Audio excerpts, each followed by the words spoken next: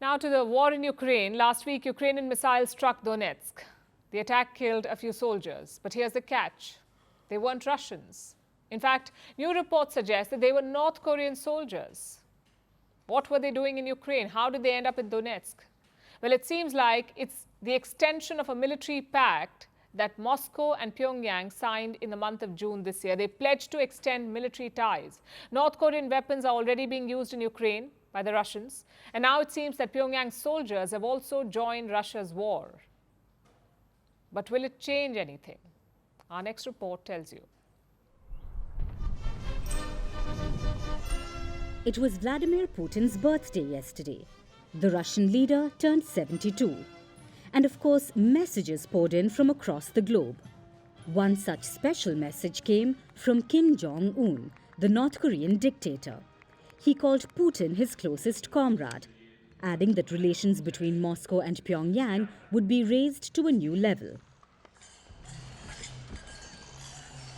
Do the deepening ties mean they would fight each other's wars?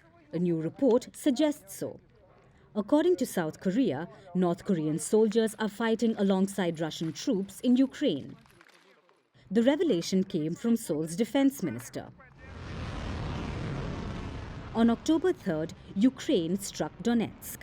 Seoul says the missile strike may have killed 6 North Korean officers. Ukrainian media has also reported the same. So the partnership is going to new levels, and that's been the case for a while now.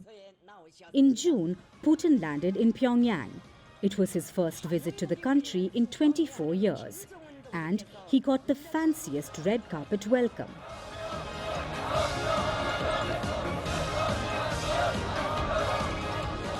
Last year, Kim traveled to a city in the Russian Far East, so the ties have been growing. And one of the reasons for that is the war in Ukraine. It's left Putin isolated. He's lost the West, he's lost support, he needs new allies. And what better option than North Korea? The Moscow-Pyongyang relationship goes back decades. It started in the 1950s with Kim's grandfather Kim Il-sung. In between, the two nations grew apart. But now things are back on track. And the two countries are signing deals to prove that point, including a mutual defense pact. The two nations promise to share military technology. More importantly, Putin says he may defend North Korea if attacked. That's a very big promise. North Korea is returning the favor too. Its weapons are already playing a big role in the Ukraine war.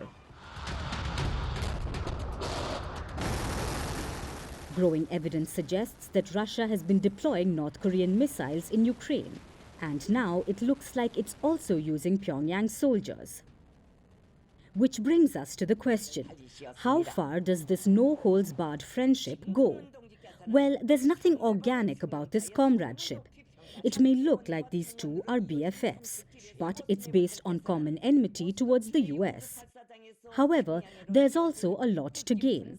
For Putin, it's a new ally, a steady supplier of military weapons and now even soldiers, also a deterrent in the Pacific.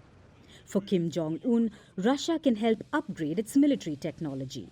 It can also help in providing food and fuel.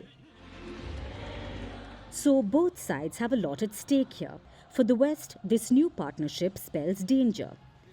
Kim's weapons are already impacting Ukraine, and now his soldiers could tip the scales in Putin's favor in this war. Firstpost decodes the U.S. election. Explains how America chooses its president. Your primer on the race to the White House. Everything you need to know about how America votes and its global implications.